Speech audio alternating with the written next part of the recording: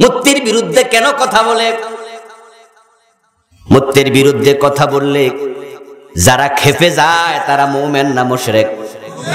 কথা বলতে হবে। মূর্তির বিরুদ্ধে কথা বললে যাদের কলিজায় ব্যথা লাগে তারা মুমিন না মুশরিক? আলেম ওলামারা ভাস্কর্যের বিরুদ্ধে মূর্তির বিরুদ্ধে কথা বলছে, তোমাদের যাদের কলিজায় লাগে বুঝতে হবে শিরক অন্তরে ঢুকে গেছে। আমরা কোন নেতার বিরুদ্ধে বলি না, কোন দলের বিরুদ্ধে বলি না, আমরা আদর্শিক কথা বলি, আদর্শিক কথা বলি। মুসলমানের দেশ, এটাকে ভাস্কর্যের নামে মূর্তির দেশ বানানো যাবে না। ঢাকা মসজিদের শহর, মূর্তির শহর বানানো যাবে না। আমরা যদি শেখ মুজিব নয়, জিয়াউর রহমান নয়, কেউ আমার বাবার মূর্তি বানায়, বাবার মূর্তিটাও মানব না।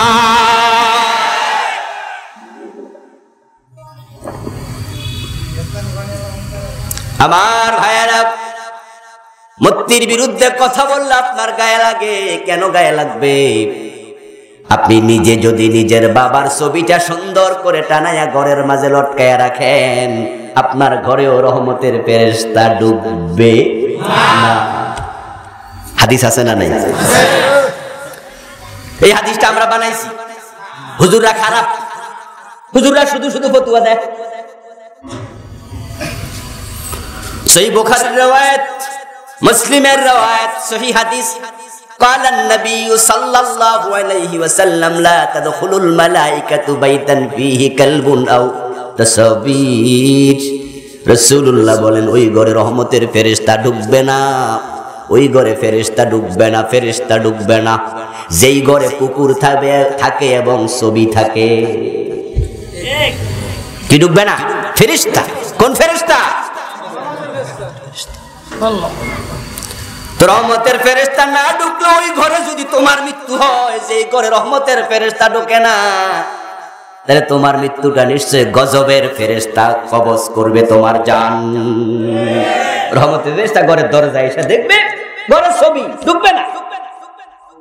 নেতার ছবি হোক আর তোমার বাপের ছবি হোক, ঠিক না বেটে? কি মহাব্বত রে, নেতার ছবিটা না রাখছে, ফেরেশতা তো আসবে না। মসজিদে ওয়াজ শুনছে, ঘরে ছবি থাকলে ফেরেশতা ঢোকে না।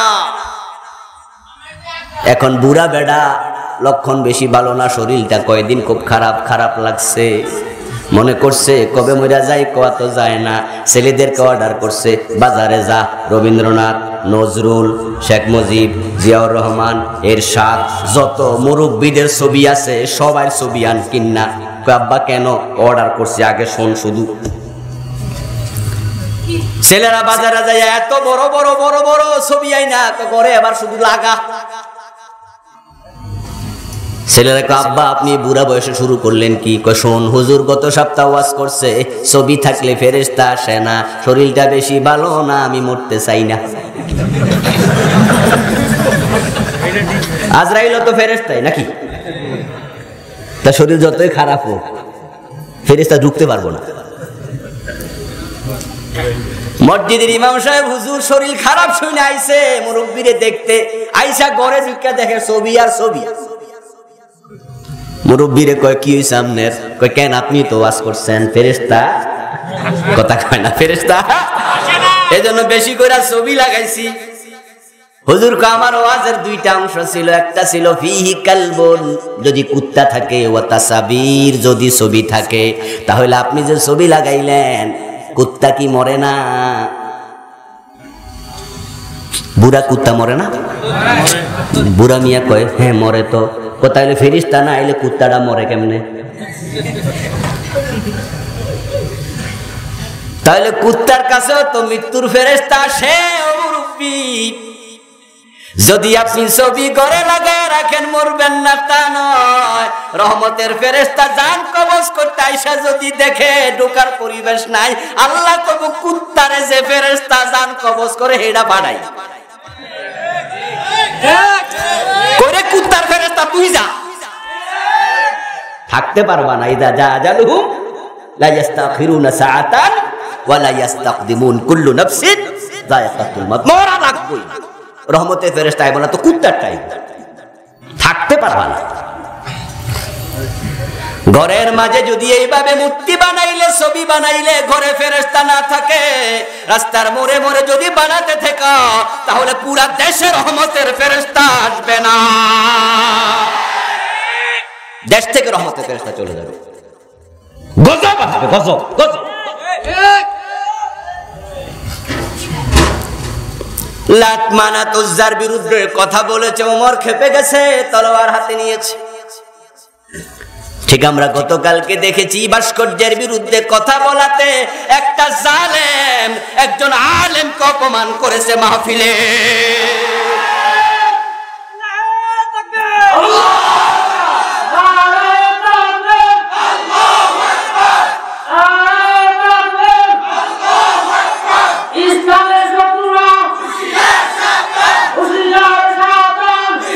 আমার ভাইয়েরা, কত চমৎকার করে প্রিয় ভাই মাওলানা আফতাব কথা বলছিলেন। ওর সামনে থেকে মাইক কেড়ে নিয়েছে, তাকে অকথ্য ভাষায় গালিগালাজ করেছে। একজন আলেমকে মাহফিলের স্টেজে গালিগালাজ করার সাহস তোকে কে দেয়?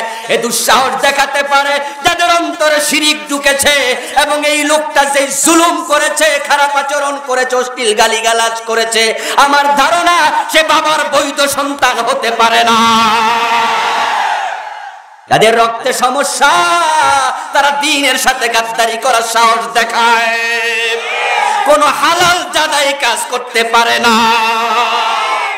তাআলার পবিত্র জাতের লাখো কোটি শুকরিয়া জ্ঞাপন করছি, যে মহান বনি অত্যন্ত মেহেরবানি করে কুয়াশা স্নাত রাতে এই শীতের মাঝে কোরআনের মাঠে কোরআনের কথা বলার জন্য, শোনার জন্য আমাদের হাজির করলেন। শুকরিয়া তার, করোনার এই বিপর্যস্ততার মাঝেও যিনি আমাদেরকে সুস্থ রেখেছেন, নিরাপত্তা দিলেন, কোরআনের কথা বলার মতো, শোনার মতো মন মানসিকতা দিলেন। এই সব নেয়ামতের মালিক কে? এজন্য আমরা আলোচনার শুরুতেই মন প্রাণ উজাড় করে অন্তরের সবটুকুন শ্রদ্ধা এবং ভালোবাসা দিয়ে আমাদের মনিব আল্লাহ তাআলাকে শুকরিয়া জানাই, কৃতজ্ঞতা জানাই। লা ইন শাকারতুম লাযীদান্নাকুম, তার ওয়াদা হলো যে শুকরিয়া করবে তিনি নেয়ামত আরো বাড়াইয়া দেবেন। সুবহানাল্লাহ। কোরআনের কথা বলতে পারা, কোরআনের কথা শুনতে পারা, এটা আল্লাহর নেয়ামত ছাড়া সম্ভব না। বিশ্বনবী কোরআন তেলাওয়াত করতেন, কানে আঙ্গুল দিয়ে রাসূলের সামনে দিয়ে চলে যেত, যেন কানে কোরআনের আওয়াজটা না পৌঁছে। এমন কিছু কাফেরও ছিল, কোরআন তারা শুনতো না। দারুন নাদওয়ার মিটিং এ সিদ্ধান্ত নিয়েছে, লা তাসমাউ লিহাদাল কোরআন, এই কোরআন তো আমরা শুনবো না, তোমরা যারা আছো তারাও শুনতে পারবা না। মিটিং করছি, সিদ্ধান্ত নিছি কোরআন শোনা যাবে না। ওয়ালগাউ ফীহি লাআল্লাকুম তাগলিবুন, এবং কোরআন যেখানে আলোচিত হয়, তেলাওয়াত হয়, আলোচনা করা হয়, সেখানে জিয়া 144 জারি করো, ডিস্টার্ব করো, গন্ডগোল লাগাও, শোনা যাবে না, অন্য কেউ শুনতে দেয়া হবে না। কানে আঙ্গুল দিয়ে চলে যেত, আওয়াজ যেন কানে না যায়। আবার কিছু কিছু কাফের ছিল যারা বিশ্ব নবীর কোরআন তেলাওয়াত শোনার জন্য রাতের গভীরে তার ঘরের পিছনে এসে দাঁড়ায়া থাকতো। দেখেন দুই রকম মানুষ। বিশ্ব নবী কালেমা দিতে চায়, আবু তালেব নেয় না। বেলালের গলায় রশি লাগায়া টানে, বেলাল কালেমা ছাড়ে না। দুই রকম মানুষ। তৌফিক লাগবে। এই যে কোরআনের মাঠে এসে বসে আছেন, এটা আপনার কৃতিত্ব নয়, আপনাকে তৌফিক দিয়েছেন কে? আল্লাহ। এই গ্রামে বাড়ি, অথচ মাহফিলে আসে নাই, এমন আছে না? এই গ্রামে বাড়ি, এই গ্রামে। আবার সাইকেল চালায় এসে গেছে, পায়ে হেঁটে আসছে 3 মাইল 5 মাইল দূর থেকে, এমনও 2-4 জন আছেন না নাই? তৌফিক লাগবে, তৌফিক, তৌফিক। রাসূলুল্লাহ বলেছেন মানুষের অন্তর আল্লাহর 2 আঙ্গুলের মাঝখানে। আল্লাহ যেদিকে চায় ঘুরাইয়া দেয়। কোরআনের মাহফিল আসে না, হতভাগ্য, হতভাগ্য। আর আপনারা যারা আসতে পারছেন আপনি সৌভাগ্যবান। যদি শুকরিয়া করেন মরা পর্যন্ত কোরআনের পথে থাকার তৌফিক বাড়ায়া দেবেন কে? লা ইন শাকারতুম লা আযীদান্নাকুম। তাহাজ্জুদ পড়তে পেরেছেন, আল্লাহকে শুকরিয়া করেন। 2-4 টাকা আল্লাহর রাস্তায় দান করতে পারছেন, আলহামদুলিল্লাহ বলে কৃতজ্ঞতা জানান। দ্বীনের পথে চলতে পারেন, কৃতজ্ঞতা জ্ঞাপন করুন। মনে মনে যেন এই ভাব না আসে আমি ইসলামের পথে চলি, আল্লাহ বেহেশত আমারে না দিয়া দেয় কারে।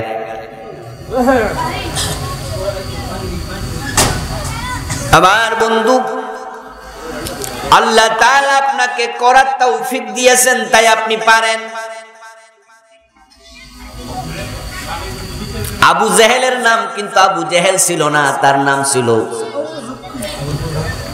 আমর বিন হিশাম। নাম হলো আমর। কি নাম? বাবার নাম হলো হিশাম। মক্কার লোকেরা তার জ্ঞানের কারণে, বুদ্ধিমত্তার কারণে তাকে তারা বলতো আবুল হেকাম। নাম হলো আমর। নাম কি? আমর। রাসূলুল্লাহ দোয়া করছেন আল্লাহুম্মা হাদি আদাল উমরাইন। হে আল্লাহ, আমর বিন হিশাম অথবা ওমর ইবনুল খাত্তাব, 2 ওমর, 2 জনের সাথে আইন মিম রা আছে। একজন আইন মিম রায়ের পরে ওয়াও, তাহের নাম আমর। ওয়াও থাকলে কি কয়? আমর। আর আইন মিম রা যদি হয় তাহলে হয় ওমর। আল্লাহর হাবিব বলে আল্লাহ আইন মিম রা ওয়ালা 2টার একটার হেদায়েত দাও। একজন আমর বিন হিশাম আর একজন ওমর ইবনুল খাত্তাব। মক্কার লোকেরা আমর বিন হিশামের বুদ্ধিমত্তার কারণে তাকে বলতো আবুল হেকাম। হেকাম শব্দটি হিকমত শব্দের বহুবচন। হিকমত অর্থ কি? জ্ঞান, বিজ্ঞান, প্রজ্ঞা, বুদ্ধিমত্তা, কৌশল। এখানে আবু শব্দের অর্থ বাপ নয়। আবুল শব্দটা বিভিন্ন অর্থে আসে। এখানে আবুল মানি সাহেব, আবুদ্দার আই মালিক উদ্দার, সাহেবুদ্দার ঘরের মালিক। আবুল হেকাম মানি সাহেবুল হিকমা, পণ্ডিত, জ্ঞানী। তাহলে আবু জেহেল পাগলা ছিল না, মূর্খ ছিল না। এলাকার লোকেরা তাকে পণ্ডিত বলতো, হিকমত ওয়ালা ছিল। কিন্তু বুদ্ধিমান, বিচক্ষণ, কোরআনের ইলম নেবে, ঈমান নেবে, ওই তৌফিক তার হয় নাই, সেই উল্টা হইছে। তাই আবু জেহেল হয়ে গেছে।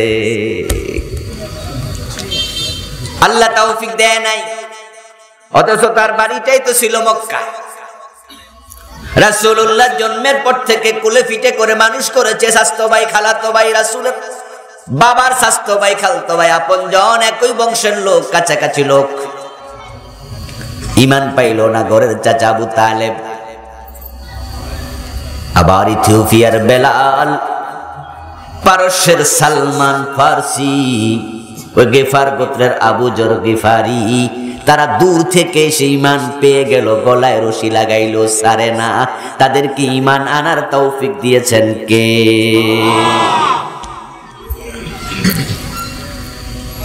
তাই কোরআনের পথে আমরা আছি, ঈমানের পথে আছি, দ্বীনের পথে আছি। আল্লাহ কারণে কণ্ঠ সুন্দর দিলে ওই সুন্দর কণ্ঠ দিয়া কোরআনের তেলাওয়াত করে। মানুষকে দিনের দাওয়াত দেয়, আবার কেউ সুন্দর কণ্ঠ পাইয়া ব্যান্ড পার্টির গায়ক হয়, বড় বড় সিনেমার নায়ক হয়, সিনেমার গায়ক হয়, যে যেভাবে লাগা। তা আমরা এসেছি কোরআনের সাথে আছি। আলোচনা শুরুতে আমরা আল্লাহ তাআলাকে একটাবার ধন্যবাদ দিতে চাই, কৃতজ্ঞতা জানাতে চাই। সবাই মিলে জোরে জোরে একবার কালিমাতু শুকর পড়ুন, আলহামদুলিল্লাহ। সম্মানীয় দ্বীনি ভাইয়েরা, আমি আপনাদের সম্মুখে পবিত্র কোরআন মাজিদ থেকে সূরাতুল বাকারার প্রথম 3টি আয়াত কারিমা তিলাওয়াত করেছি। বিশ্বনবীর পবিত্র মুখনিসৃত একখানা হাদিসের আংশিক পাঠ করেছি। আল্লাহ তাআলা তৌফিক দান করলে এখান থেকে কিছু কথা বলবো। ওয়া মা তৌফিকি ইল্লা বিল্লাহ। আল্লাহ তাআলা বলেন আলিফ লাম মিম। আলিফ লাম মিম এর অর্থ একমাত্র কে জানেন? আল্লাহ। আল্লাহু আ'লামু বিমুরাদিহি বিহ, তিনি ভালো জানেন। এর অর্থ কি আমরা গবেষণা করতে চাই না? এগুলো হরুফে মুকাত্তাআত, বিচ্ছিন্ন হরফ, মিন আয়াতিল মুতাশাবিহাত, আয়াতে মুতাশাবিহাতের অন্তর্ভুক্ত। তাই পৃথিবীর প্রায় মুফাসসির বলছেন এগুলোর অর্থ আমরা জানি না, তা আমরাও জানতে চাই না। হাযা সিররুম বাইনাল্লাহি ওয়া বাইনা রাসূলিহি, আল্লাহ এবং রাসূলের মাঝে গোপন রহস্য, আমরা সেখানে নাক গলাতে চাই না। যালিকাল কিতাব, এটা এমন এক কিতাব, লা রাইবা ফি, এর মাঝে কোনো সন্দেহ নাই,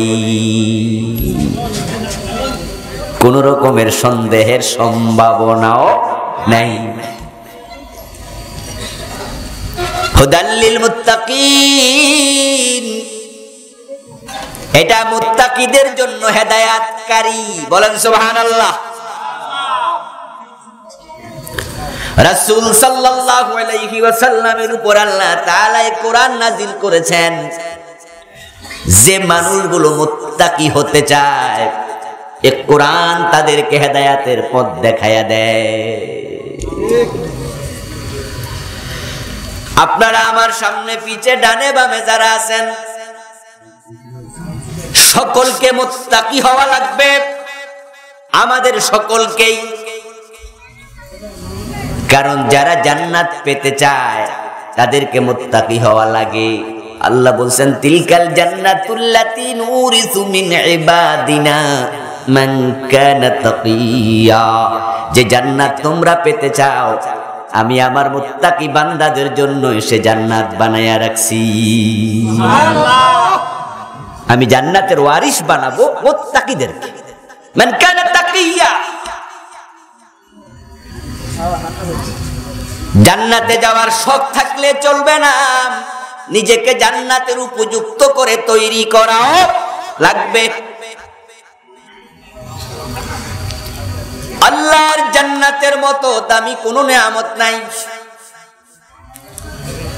এখন এই দামি জান্নাত পেতে হলে আপনার এমএ পাস দরকার নাই, বিএ পাস দরকার নাই, কামেল পাস দাওরা পাস হলে জান্নাত মিলবে তা নয়। একটা কাজ আপনাকে করতে হবে, সেটা হলো আপনাকে মুত্তাকি হওয়ার চেষ্টা করতে হবে। এখন যারা মুত্তাকি হতে চায়, কিভাবে মুত্তাকি হওয়া যায়, কিভাবে? পীর সাহেব হুজুরের কাছে মুরিদ হলে মুত্তাকি হওয়া যায়, মাদ্রাসায় ভর্তি হলে মুত্তাকি হওয়া যায়। মুত্তাকি হওয়ার জন্য আপনাকে কোরআনের কাছে আসতে হবে। কোন পীর কোন মুরিদকে জান্নাতে নেয়ার ক্ষমতা পীরের নাই। পীরের জান্নাতটাও কার হাতে? তাই পীর আপনাকে জান্নাতে যাওয়ার জন্য কিছু কাজ করতে বলবে, কিছু কাজ ছাড়তে বলবে। কিছু কাজ করো, কিছু কাজ ছাড়ো। এখন পীর সাহেব কি করতে বলবেন, কি ছাড়তে বলবেন, তার কথা দলিল নয়, তিনি যদি কোরআনের বাহিরে কোনো কাজ করতে বলেন মুরিদের জন্য সেটা করা জায়েজ নাই। লা তাআতা লিমাখলুকিন ফি মাসিয়াতিল খালিক। রাসূল সাল্লাল্লাহু আলাইহি ওয়াসাল্লাম বলেন, আল্লাহকে নারাজ করে কোন মাখলুকের কোন আদেশ মানা যাবে না। তাই ফির আপনাকে জান্নাতের পথ দেখাতে পারবে না। মুত্তাকি হতে চান, জান্নাতি হতে চান, আপনাকে কোরআনের কাছে আসতে হবে। কোরআন আপনাকে জান্নাতের পথ দেখাবে। পীর সাহেব কেমনে দেখাবে? মাহফিলে আসছেন, বক্তার ওয়াজ শুনবেন, বক্তা আপনাকে জান্নাতের পথ দেখাবে। আপনি যদি এটা মনে করেন তাহলে আপনি ভুলের মাঝে আছেন। বক্তা জান্নাতের পথ কেমনে দেখাবে? বক্তা তো নিজে দূরে গেলে দিকটাই চিনে না। ঢাকার বক্তা চট্টগ্রাম গেলে পূর্ব পশ্চিমে চিনে না। চিটাঙের বক্তা রাজশাহী ওয়াজ করতে গেলে কোনটা পশ্চিম দিক নিজেই জানে না। এরকম পেশ আপনাদের লাগে না? পীর সাহেব হুজুরের লাগে না? তো পূর্বী পশ্চিম যে চিনে না সে জান্নাতের পথ কেমনে দেখাবে? এই জন্য বক্তার ওয়াজ যতক্ষণ কোরআনের সাথে মিলবে ততক্ষণ নেওয়া যাবে। যখন বক্তার কথা কোরআন হাদিসের সাথে মিলবে না, বক্তার কথার এক আনা দামও থাকবে না। তাই তো বিশ্বনবী বলছেন, মান ক্বালা বিহি সাদাকা। যে কোরআন দিয়ে কথা বলবে, কোরআন নিয়ে কথা বলবে, শুধু তার কথাই সত্য, কোরআনের সাথে মিলবে না, তার কথা সত্য হতে পারে না। এই জন্য বন্ধু, কোরআনের কাছে আসবে বক্তা, কোরআন থেকে বলবে। কোরআনের কাছে আসবে পীর সাহেব, কোরআন থেকে বলবে। কোরআনের কাছে আসবে ওস্তাদ, কোরআন থেকে বলবে। সব মানুষ কোরআনের কাছে এসে কোরআন থেকে যখন বলবে, কোরআন থেকে মানবে, তখন তা ব্যক্তির কথা নয়, কোরআনের কথাটা স্বয়ং আল্লাহর কথা।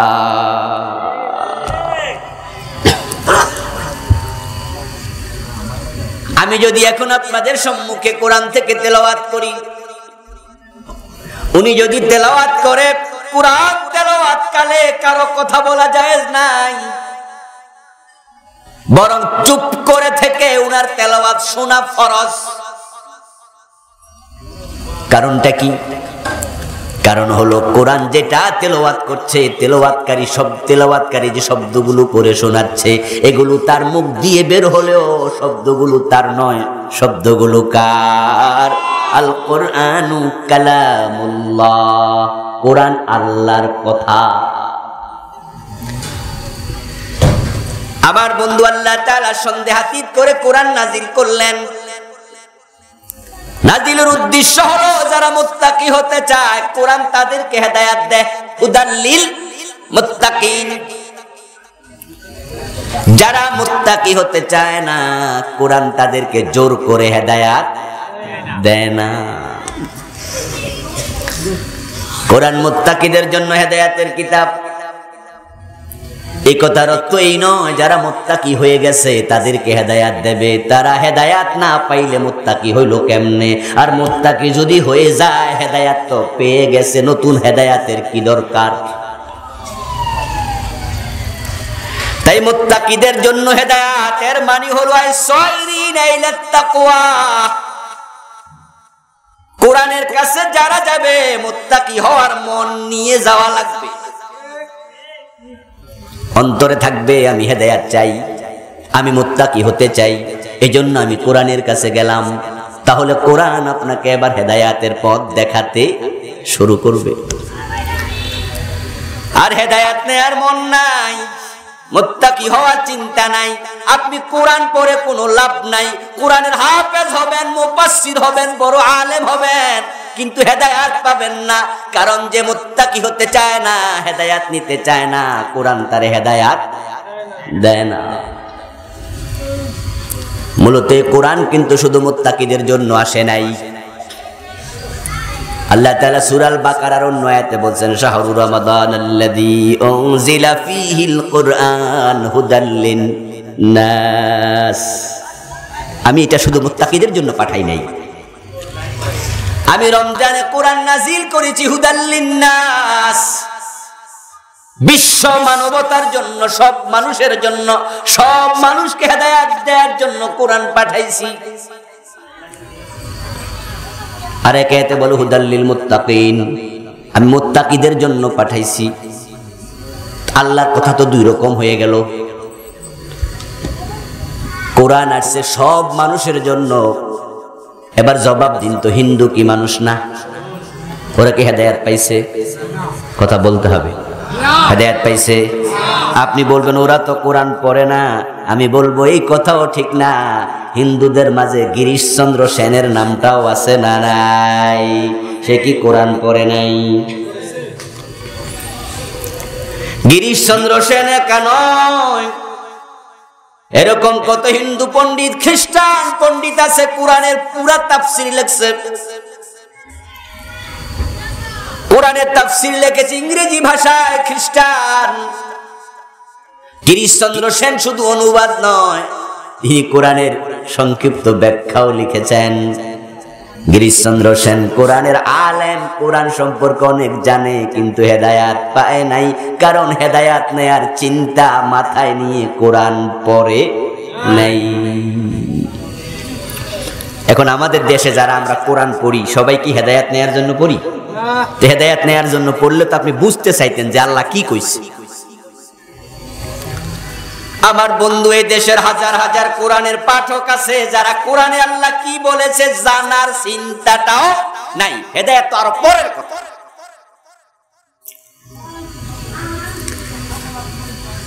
আপনার সন্তান যদি আপনার কাছে বিদেশ থেকে চিঠি পাঠায়, ছেলে আমেরিকায় থাকে, ফ্রান্সে থাকে, আপনার সন্তান আমেরিকা থেকে, ফ্রান্স থেকে আপনার কাছে ইংরেজিতে একটা চিঠি পাঠাইছে, ওই চিঠিটা হাতে নিয়ে আপনি বানান কইরা কইরা বারবার পড়বেন, বুঝি আর না বুঝি, প্রথম থেকে শেষ পর্যন্ত, সকালে একবার, বিকালে একবার, সকালে একবার, বিকালে একবার, এরকম চিঠি পড়বেন কেউ? কথা বলতে হবে। পড়বেন? পড়বেন বানান কইরা কইরা, এ বি সি এরকম কইরা কইরা পড়বেন? ইংরেজি চিঠি আপনি যখন দেখবেন ইংরেজি, তখন আপনি বলবেন আমি তো এটা বুঝি না, আমিও 7 পাস, দেখে দেখে পড়তে পারি, কিন্তু কি লিখছে ছেলে আমি তো বুঝি না। তো কইরা লাভ কি যদি না বুঝি? তাই যে বোঝে আমি তার কাছে দৌড়াইয়া যাব চিঠিটা নিয়ে, ঠিক না? ওই যে পাশের স্কুলের হেডমাস্টার স্যার, উনি আমার পাশের গ্রামের লোক, চল ওখানে যাও। ওনার কাছে গিয়ে আপনি বলবেন যে স্যার ইংরেজি চিঠি লিখছে আমার ছেলে। হেডমাস্টার সাহেব যদি আপনার সাথে একটু তাল মিলিয়া পড়ে, 2-4 অক্ষর আপনিও বানান করে তারে দেন, হেডমাস্টার পইরা কয় আমিও তো বুঝি না, আপনি তখন একটা তাকে বেংসি কাইটা আস্তে করে বলবেন আলু পড়ছো, লেখাপড়া কি করছো? হেডমাস্টার পারে না, তাই বলে বাড়িতে আনবেন নাকি আরো বড় শিক্ষিত খুঁজবেন? তাহলে গাজীপুর কলেজে প্রিন্সিপালের কাছে যাই, ইংরেজি লেকচারারের কাছে যাই, কি লেখছা আমার ছেলে আমার জানতে হবে। আমার বন্ধু, সেই চিঠি নিয়ে আপনি বিভিন্ন শিক্ষক খুঁজবেন অর্থ বুঝার জন্য। আল্লাহ আপনার কাছে একটা চিঠি লেখছে আজ থেকে 1400 বছর আগে, ওই চিঠি আপনার ঘরে আছে। ওই চিঠির প্রথম সূরা ফাতিহা 40, 50, 80 বছর পড়তেছেন প্রতিদিন নামাজে বারবার, কিন্তু আমার আল্লাহ চিঠিতে কি বলছে জানার চিন্তাটাও নেই। কিসের হেদায়েত নেবেন? এই জন্য তো মানুষগুলো আজকে হেদায়েত বঞ্চিত। তারা হেদায়েতের জন্য কোরআনের কাছে যায় না,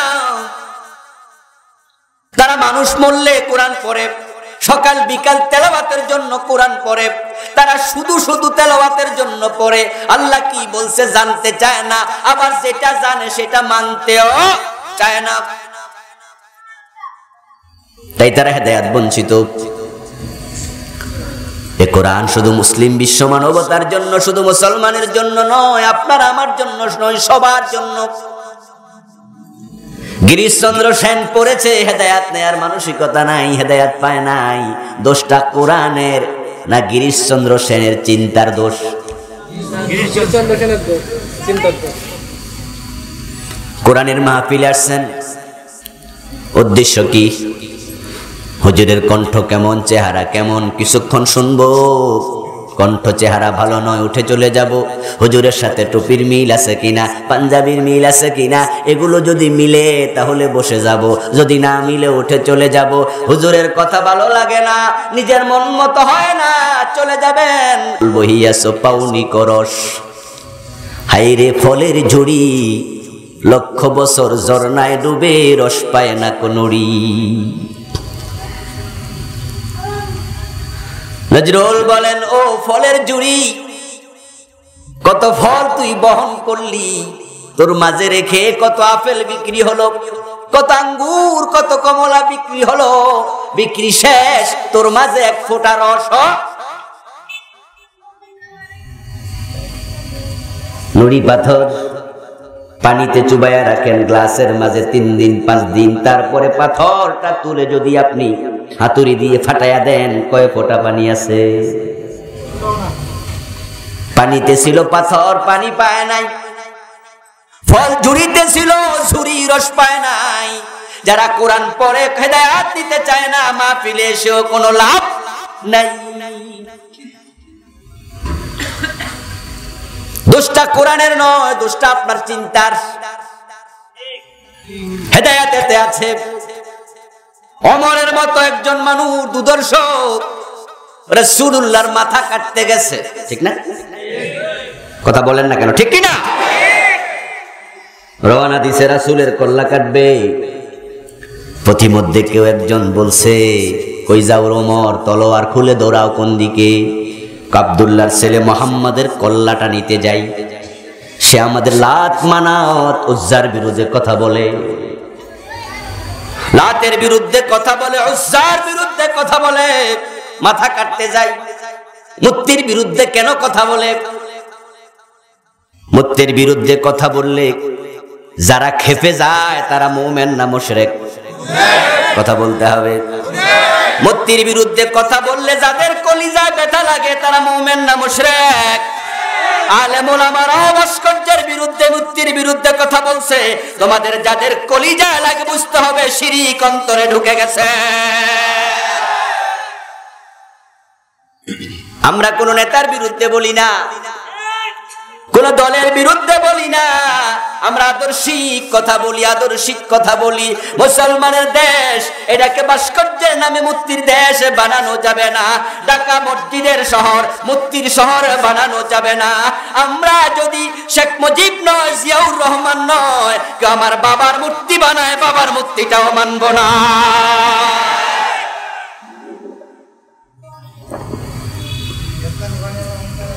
আমার ভাইয়েরা, মূর্তির বিরুদ্ধে কথা বললে আপনার গায়ে লাগে। কেন গায়ে লাগবে? আপনি নিজে যদি নিজের বাবার ছবিটা সুন্দর করে টানায়া ঘরের মাঝে লটকায়া রাখেন, আপনার ঘরেও রহমতের ফেরেশতা ডুববে না। হাদিস আছে না নাই? এই হাদিসটা আমরা বানাইছি। হুজুররা খারাপ, হুজুররা শুধু শুধু ফতোয়া দেয়। সহিহ বুখারীর রওয়ায়াত, মুসলিমের রওয়ায়াত, সহিহ হাদিস। قال النبي صلى الله عليه وسلم لا تدخل الملائكة بيتا فيه كلب أو تصوير। রাসূলুল্লাহ বলেন, ওই ঘরে রহমতের ফেরেশতা ঢুকবে না, ওই ঘরে ফেরেশতা ঢুকবে না, ফেরেশতা ঢুকবে না যেই ঘরে কুকুর থাকে এবং ছবি থাকে। কি ঢুকবে না? ফেরেশতা। কোন ফেরেশতা? রহমতের ফেরেশতা না ঢুকলে ওই ঘরে যদি তোমার মৃত্যু হয়, যে ঘরে রহমতের ফেরেশতা ঢোকে না, তাহলে তোমার মৃত্যুটা নিশ্চয় গজবের ফেরেশতা কবজ করবে তোমার জান। রহমতের ফেরেশতা ঘরের দরজায় এসে দেখবে ঘরের ছবি, ঢুকবে না। নেতার ছবি হোক আর তোমার বাপের ছবি হোক, ঠিক না বেটে? কি মহাব্বত রে, নেতার ছবিটা না রাখছে, ফেরেশতা তো আসবে না। মসজিদে ওয়াজ শুনছে, ঘরে ছবি থাকলে ফেরেশতা ঢোকে না। এখন বুড়া বেড়া, লক্ষণ বেশি ভালো না, শরীরটা কয়েকদিন খুব খারাপ খারাপ লাগছে, মনে করছে কবে মরা যায়, কোয়া তো যায় না। ছেলেদেরকে অর্ডার করছে বাজারে যা, রবীন্দ্রনাথ, নজরুল, শেখ মুজিব, জিয়াউর রহমান, এরশাদ, যত মুরব্বীদের ছবি আছে সবার ছবি আন কিন্না। আব্বা কেন? অর্ডার করছে, আগে শোন শুধু। ছেলেরা বাজারে যায় এত বড় বড় বড় বড় ছবি আইনা করে, এবার শুধু লাগা। ছেলেরা কয় আব্বা আপনি বুড়া বয়সে শুরু করলেন কি? কয় শোন, হুজুর গত সপ্তাহ ওয়াজ করছে ছবি থাকলে ফেরেশতা আসে না, শরীরটা বেশি ভালো না, আমি মরতে চাই না। আজরাইল তো ফেরেশতাই নাকি? তা শরীর যতই খারাপ হোক ফেরেশতা ঢুকতে পারবো না। মসজিদের ইমাম সাহেব হুজুর শরীর খারাপ শুনে আইছে মুরব্বিরে দেখতে, আইসা ঘরে ঢুকে দেখে ছবি আর ছবি।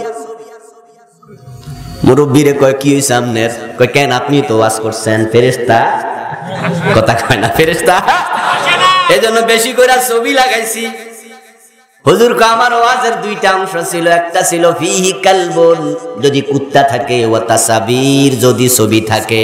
তাহলে আপনি যে ছবি লাগাইলেন কুত্তা কি মরে না? বুড়া কুত্তা মরে না? বুড়া মিয়া কয় হ্যাঁ মরে তো। তাহলে ফেরেশতা না আইলে কুত্তাটা মরে কেমনে? তাহলে কুত্তার কাছেও তো মৃত্যুর ফেরেশতা আসে। ও মুরব্বি, যদি আপনি ছবি ঘরে লাগায় রাখেন মরবেন না তা নয়, রহমতের ফেরেশতা জান কবজ করতে আইসা যদি দেখে ঢোকার পরিবেশ নাই, আল্লাহ কব কুত্তারে যে ফেরেশতা জান কবজ করে হেডা বাড়াই করে, কুত্তার ফেরেশতা তুই যা,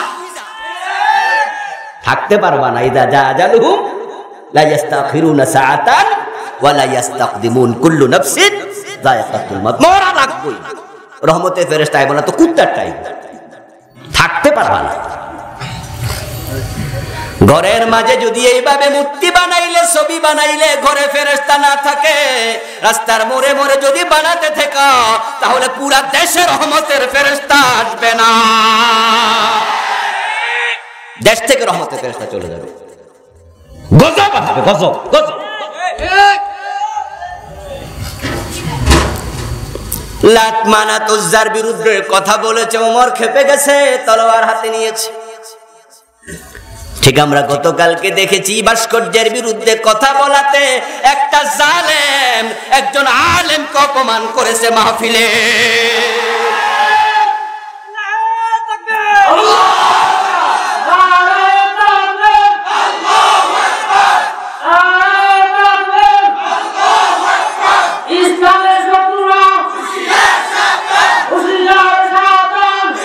আমার ভাইয়েরা, কত চমৎকার করে প্রিয় ভাই মাওলানা আফতাব কথা বলছিলেন। ওর সামনে থেকে মাইক কেড়ে নিয়েছে, তাকে অকথ্য ভাষায় গালিগালাজ করেছে। একজন আলেমকে মাহফিলের স্টেজে গালিগালাজ করার সাহস তোকে কে দেয়? এ দুঃসাহস দেখাতে পারে যাদের অন্তরে শিরিক ঢুকেছে, এবং এই লোকটা যে জুলুম করেছে, খারাপ আচরণ করেছে, অশ্লীল গালিগালাজ করেছে, আমার ধারণা সে বাবার বৈধ সন্তান হতে পারে না। যাদের রক্তে সমস্যা, তারা দ্বীনের সাথে গাদ্দারি করার সাহস দেখায়, কোন হালাল জাদাই কাজ করতে পারে না।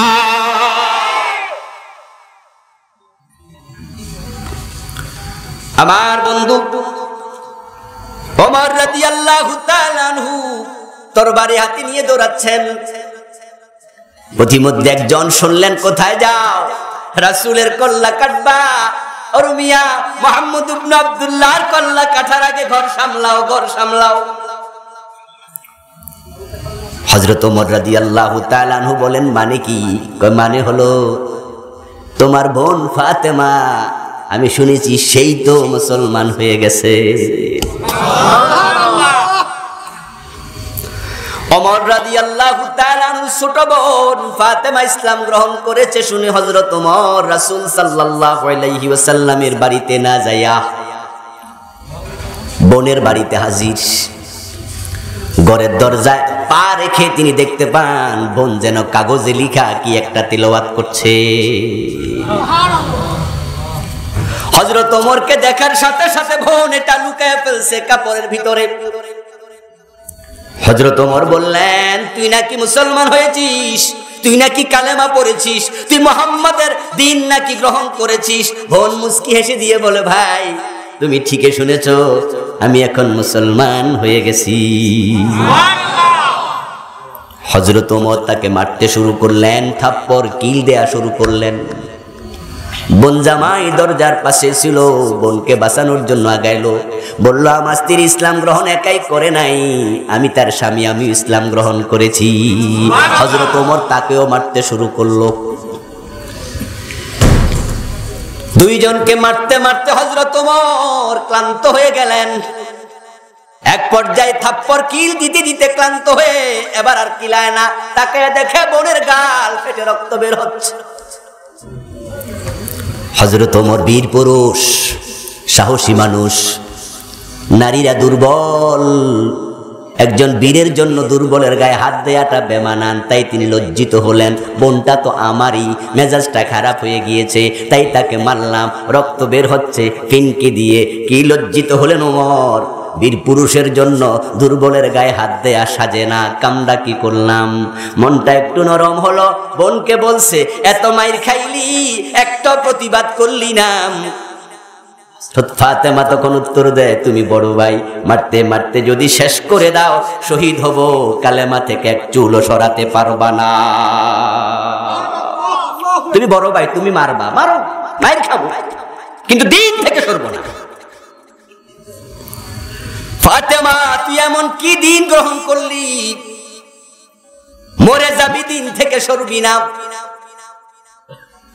আমি যখন তোর ঘরে পা রেখেছি দেখেছি তুই বসে বসে কি যেন পড়তেছিলি, দে তো দেখি, লুকাইছস কেন?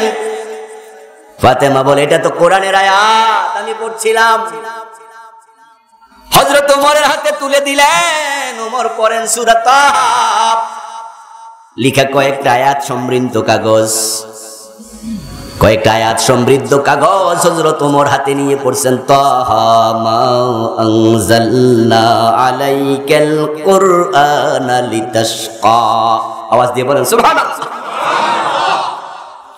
কয়েকটা আয়াত পড়ার পরেই হযরত ওমরের ভিতরে ভাবনা জাগলো, এত সুন্দর আয়াত। হযরত ওমর দেখে দেখে পড়তে জানতেন, কিছু লেখাপড়াও তিনি করেছেন।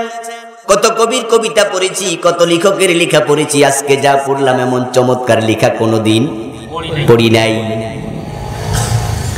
হযরত ওমর কোরআন তেলাওয়াত করলেন, বিপ্লব শুরু হয়ে গেল, চিন্তার জগতে পরিবর্তন শুরু হয়ে গেল।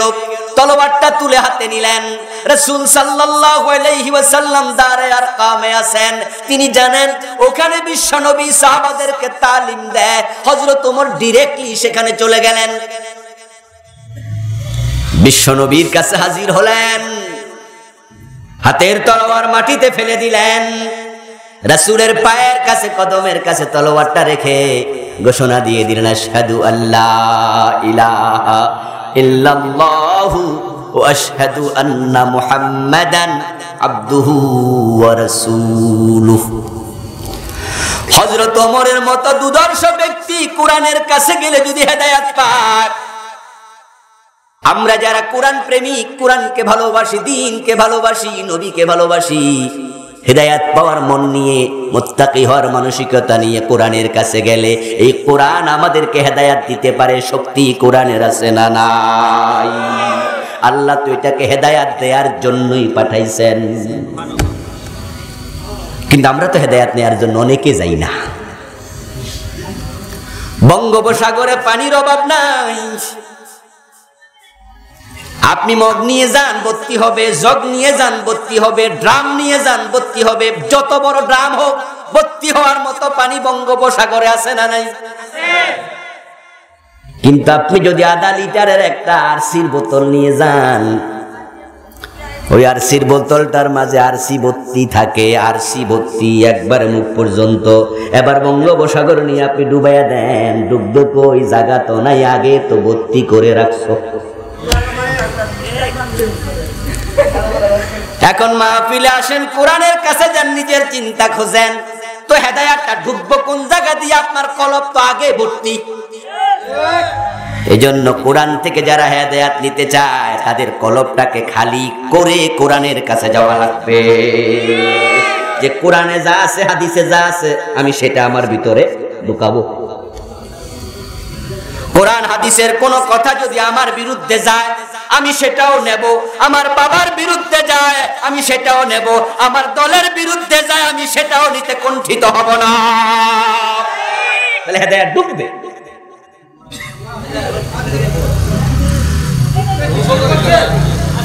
আবার বন্ধু, কোরআনের মাহফিলে যাওয়ার সময় তোমার অন্তরের তালা বন্ধ করে যেও না। বঙ্গোপসাগরে পানির অভাব নাই, কোটি কোটি ব্যারেল পানি আছে, কিন্তু আধা লিটার একটা আরসির বোতল, একটা ফান্টার বোতল, 7 আপের বোতল যদি আপনি নেন, এটার মুখটারে ভালো করে বন্ধ করে 3 দিনও ডুবাইয়া রাখেন, এক ফোঁটা পানিও ডুববে না। পানির অভাব নাই কিন্তু ঢোকে নাই। বঙ্গোপসাগরের দোষ না আপনার দোষ?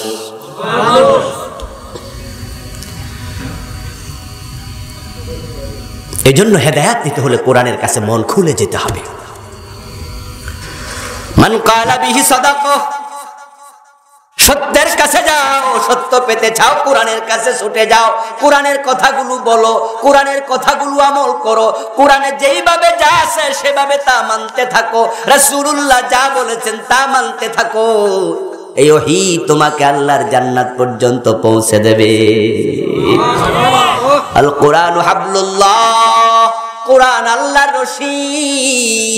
কার রশি? আল্লাহর রশি। ওয়াতাসিমু বিহাবলিল্লাহি জামিআন ওয়া লা তাফাররাকু। আল্লাহ তাআলা কোরআনে বলেন, তোমরা সবাই মিলে আমার রশিকে শক্ত করে আঁকড়ায়া ধরো। আল কোরআন হাবলুল্লাহ, এটা আল্লাহর রশি। এই রশিটা আল্লাহর হাতে আছে, আল্লাহর হাতে আছে, আল্লাহর হাতে আছে। শক্ত করে ধরো, আল্লাহ টেনে তোমাকে আল্লাহর জান্নাতে নিয়ে যাবেন।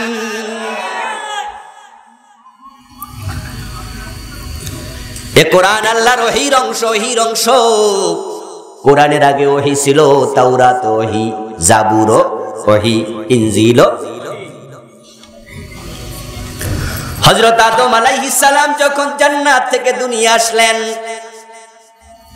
আল্লাহ তাআলা আদম আলাইহিস সালামকে তখনই বললেন, ফাইম্মা ইয়াতিয়ান্নাকুম মিন্নি হুদা ফামান তাবিয়া হুদায়া ফালা খাউফুন আলাইহিম ওয়ালা হুম ইয়াহজানুন। আল্লাহ কয়, আদম তোমাকে আমি একা একা ছেড়ে দেই নাই, তুমি জান্নাতে ছিলা, এই জান্নাত তোমার জন্য আর তোমার বউ হাওয়ার জন্য আমি শুধু বানাই নাই। এত বড় জান্নাত, জাহান্নাম বানাইছি 7টা, জান্নাত বানাইছি 8টা। জান্নাতের চেয়েও জাহান্নামের চেয়েও জান্নাতের সংখ্যা একটা বেশি। এবং এক এক জান্নাত কত বড়, কত বড়, কত বড় কেউ জানে না, কেউ জানে না কত বড় করে বানাইছে। শুধু একটু অনুমান করা যায়, অনুমান, অনুমান। বিশ্ব নবী বলেন, সবার পরে যে জান্নাতে যাবে, যার পরে কেউ জান্নাতে ঢুকতে পারবে না, সবার পরে যে জান্নাতে যাবে তাকে জান্নাতে জায়গা দেয়া হবে দুনিয়ার মতো 10 দুনিয়া। সহিহ বুখারীর হাদিস। সবার পরের জান্নাতি আল্লাহ তাআলা তাকে লক্ষ্য করে বলবেন, ফা ইন্নালাকা মিসলাদ দুনিয়া ওয়া 10 আমসালিহা।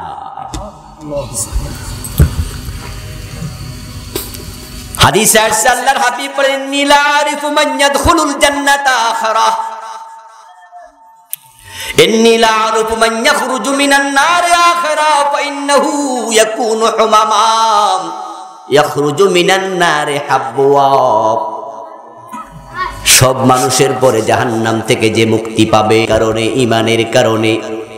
ঈমান যদি সরিষা পরিমাণও থাকে, সেও একদিন না একদিন জান্নাত পাবে, তবে এর আগে সে শাস্তি পাবে। জাহান্নামে জ্বলতে জ্বলতে ফাইন্নাহু ইয়াকুনু হুমামা, রাসূলুল্লাহ বলেন সে একবারে অঙ্গার হয়ে যাবে। লাকড়ি জ্বালাইলে যেমন কালো হয় সে এমন কালো হয়ে যাবে। আল্লাহ তাআলা একবার চাইবেন আমার কোন ইমানদার বান্দাকে আমি আর জাহান্নামে রাখতে চাই না। ফামান ইয়ামাল মিসকালা যাররাতিন খায়রান ইয়ারা, সামান্য ভালো আমল যদি থাকে সেটার প্রতিদান পাবে। ঈমান একটা ভালো আমল, এটা সামান্য নয়, এটা বড় ভালো আমল। ঈমানের মতো আর বড় কোনো আমল নাই, এটা সবচেয়ে বড় আমল। এখন যার ঈমানটা আছে সেও তার প্রতিদান পাবে। আল্লাহ তাআলা ফেরেশতাদেরকে লক্ষ্য করে বলবেন, ও জাহান্নামের ফেরেশতারা, আখরিজু মিনান নার মান কানা ফি কলবিহি মিসকালু হাববাতিন মিন ঈমান, যার অন্তরে সরিষা পরিমাণ ঈমান আছে তাকেও জাহান্নাম থেকে বের করে নিয়ে আসো। ফেরেশতারা জাহান্নামে ঢুকবে, যত ঈমানওয়ালা আছে তাদেরকে জাহান্নাম থেকে বের করতে থাকবে, বের করতে থাকবে। এক পর্যায়ে আল্লাহ তাআলার কাছে রিপোর্ট করবেন, আল্লাহ জাহান্নামে আর কোনো ঈমানদার নেই। গরম লাগবে, টেবিল ফ্যান অথবা হাত ফাঁকা।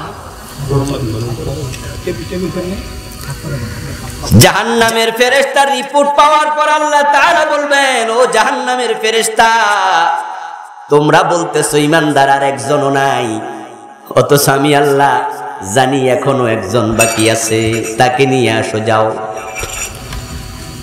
জাহান্নামের প্রধান ফেরেশতার নাম হলো মালেক। কি নাম? ওই মালেক ফেরেশতাকে আল্লাহ তাআলা ডেকে বলবেন, মালেক, আমার এক মুমিন বান্দা আছে, তাকে বের করে নিয়ে আসো। আমি কোন মুমিনকে জাহান্নামে রেখে জাহান্নামের দরজা চিরদিনের জন্য বন্ধ করব না।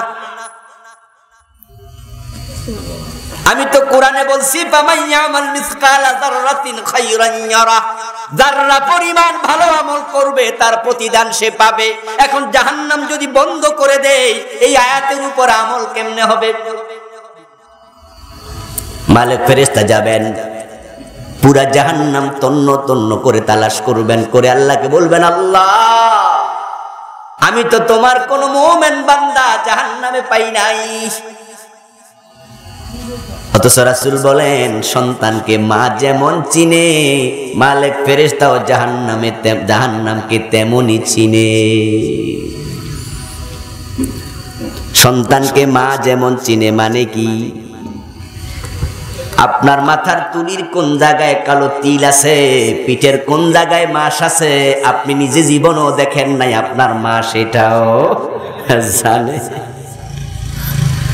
সন্তানকে মা কত চিনে, আপনি নিজেকে যা চিনেন আপনার মা আরো বেশি চিনে আপনাকে। সন্তান 10 বছর 5 বছর বিদেশ থাকে, মাকে না জানাইয়া যদি হঠাৎ করে বাড়িতে চলে আসে, সারপ্রাইজ দেবে, চমক দেবে, বাড়িতে আসবে, মারে কয় নাই।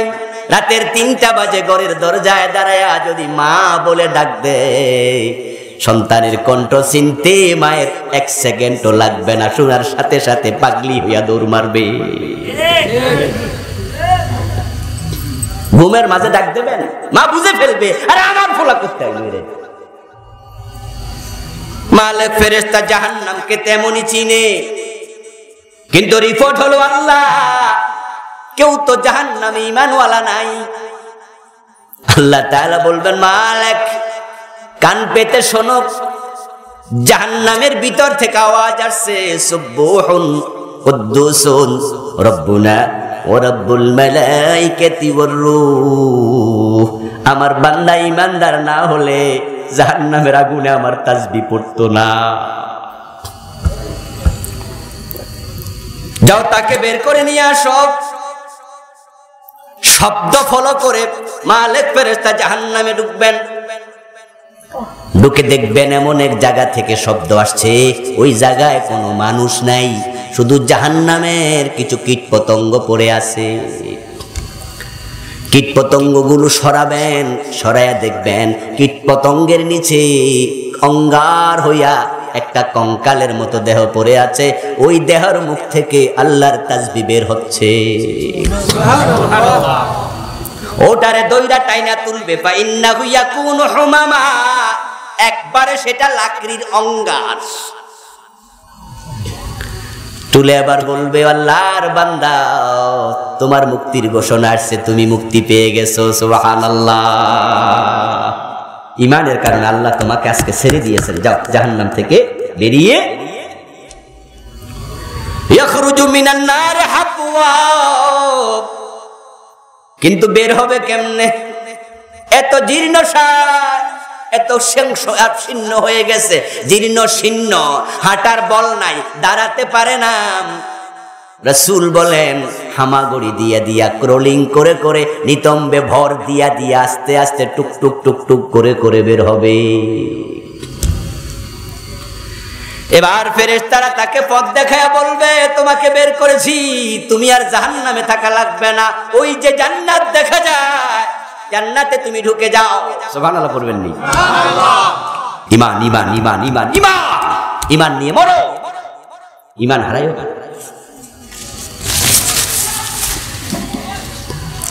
ওই ব্যক্তি জান্নাতে ঢুকতে যাবে, জান্নাতের ফেরেশতারা দেখে বলবে নো এন্ট্রেন্স, প্রবেশ নিষেধ। এই জাতীয় শীর্ণ জীর্ণ দেহ নিয়ে, কালাইয়া শরীর নিয়ে জান্নাতে প্রবেশ করা যায় না। কালো মানুষ জান্নাতে ঢুকতে পারবে না। জান্নাতি যারা হবে, আহলুল জান্নাহ জুরদুন মুরদুন মুকাহহালিন ওয়া হুম আবনাউ 30 আও 33 সানা। রাসূলুল্লাহ বলেন জান্নাতীরা হবে সুঠাম দেহের অধিকারী, সূরাতুহুম কাবিহিম আদম, উচ্চতা হবে তাদের বাবা আদমের মতো 60 গজ। সুবহানাল্লাহ।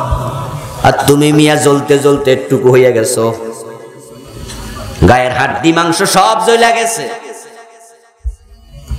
জান্নাতি তো হবে সুঠাম দেহের অধিকারী, জুরদুন মুরদুন মুকাহহালিন, তাদের মোজ থাকবে না, দাড়ি থাকবে না, সুঠাম দেহের অধিকারী, অনেক বড় লম্বা, এবং তাদের দেহ হবে নাদুস নুদুস সুন্দর, চোখগুলো হবে মনে হবে মাত্র সুরমা দিয়েছে, এত সুন্দর। নো এন্ট্রেন্স, প্রবেশ নিষেধ। আল্লাহর বান্দা বলবে, মিয়া তোমরা কারা, আমার ঢুকতে দাও না? আমার আল্লাহ তো আমার অনুমতি দিছে, বের করেছে জাহান্নাম থেকে। ফেরেশতারা শুনে বলবো, এবার বুঝছি, তাহলে ওই যে একটা ঝর্ণা দেখা যায়, কূপ দেখা যায়, ওই ঝর্ণায় একটা গোসল দিয়ে আসো। জান্নাত জাহান্নামের মাঝখানে ঝর্ণার নাম হবে নাহরুল হায়াত। কি নাম? নাহরুল হায়াত, জীবন্ত ঝর্ণা, জীবনের ঝর্ণা। ফেরেশতা দেখা দিলে সে যাবে, ক্রলিং করে করে হামাগুড়ি দিয়ে দিয়ে সে ঝর্ণা পর্যন্ত পৌঁছবে। বিশ্ব নবী বলছেন, সহিহ মুসলিমের হাদিস, সে ঝর্ণার মাঝে ডুব দেবে, ডুব দিয়া মাথা তোলার সাথে সাথে নালার পাশের ঘাস যেমন তরু তাজা হয়, ঠিক তরু তাজা জান্নাতি যুবকে পরিণত হয়ে যাবে। এখন চেহারা অনেক সুন্দর, উচ্চতা অনেক লম্বা, দেহের মাঝে জাহান্নামীদের কোনো চিহ্ন আর নাই। এখন তোর কথা শুনো। তারপরে জান্নাতে ঢুকবে, কিন্তু ফায়ুতাখায়্যালু ইলাইহি আন্নাহা মালাহ, তার কাছে মনে হবে জান্নাত তো পরিপূর্ণ, বিশাল প্রাসাদ, গেটে লেখা দারু আবি বকর সিদ্দিক, আবু বকর সিদ্দিকের বাড়ি। তখন সে বুঝবে এটা আমার জন্য না। সামনের বিল্ডিং এ যায় দেখবে গেটে লেখা ওমরের বাড়ি, ওসমানের বাড়ি, তলহার বাড়ি, জুবাইরের বাড়ি। এইভাবে সব বিল্ডিং এ মানুষ দখল করে ফেলছে। তার কাছে মনে হবে জান্নাত পরিপূর্ণ হয়ে গেছে। তখন সে বলবে, আল্লাহ জান্নাত দিলা, থাকার জন্য একটু জায়গা দিবা না? সুবহানাল্লাহ। আল্লাহ তাআলা বলবে, বান্দা তোরটাও আছে, খুঁজানে খোঁজ বেটা, দিছি তো হেডে তো বেশি ঢুকাইতে দিছি, খুঁজানে যা। সে ব্যক্তি 3 বার বলবে, আল্লাহ খুঁজে খুঁজে হয়রান হয়ে, আল্লাহ আমারটা তো পাই না। আল্লাহ বলবেন, বান্দা ঠিক আছে, এখন তুই আমার কাছে চা, পাস না যেহেতু তুই নিজে চা, তুই বল তোর কতটুকু লাগবে। সুবহানাল্লাহ। ও বেটা মনে মনে কয় আল্লাহ জান্নাত দিয়েছো, জাহান্নাম থেকে মুক্তি দিয়েছো, এটাই তো বেশি, বেশি দরকার নাই। আল্লাহ আমাকে সামান্য দাও। সে উত্তরে বলবে সামান্য দাও। আল্লাহ তাআলা তখন বলবেন, কি বলবেন? এই কথাটা বলতে গিয়ে বিশ্বনবী এমন জোরে হাসি দিলেন, উনার মাড়ির দাঁতও দেখা গেল। স্বাভাবিকত বিশ্বনবী জোরে হাসি দিতেন না, মুস্কি হাসতেন, কিন্তু এই কথা বলতে গিয়ে এমন জোরে হাসি দিলেন দাঁতের মাড়ি পর্যন্ত দেখা গেল। আল্লাহর হাবিব বলেন, ওই বান্দা যখন বলবে সামান্য দিলে চলবে, আল্লাহ তখন বলবেন সামান্য না, ফা ইন্না লাকা মিসলাদ দুনিয়া ওয়া আশরা আমসালিহা, দুনিয়ার মতো 10 দুনিয়া জায়গা রেখে দিয়েছি। তোর জন্য রাখছি রে বান্দা, তোর জন্য। সবার পরে যদি 10 দুনিয়া জায়গা পায় একজন জান্নাতি, সবার আগে যারা যাবে তারা কি পরিমাণ পাবে? আল্লাহ তাআলা 8টা জান্নাত বানাইছে, জাহান্নাম কম বানাইছে, জান্নাত বেশি বানাইছে, ঠিক কি না? এখানে আমরা কোন প্রসঙ্গ থেকে আসছিলাম জানি?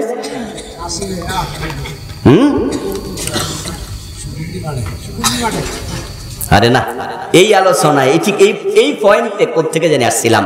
জান্নাত বেশি জাহান্নাম কম। ও হযরত ওমর, ওমর থেকে আরো সামনে গেছিলাম। হ্যাঁ,